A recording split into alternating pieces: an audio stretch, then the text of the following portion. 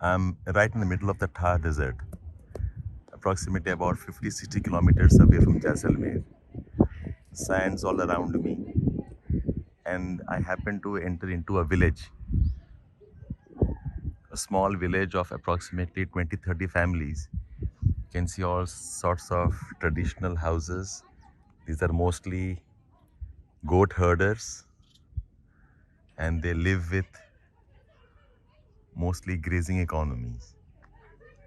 Most of these traditionally have been nomadic settlers, but in time they have now settled down into a small village.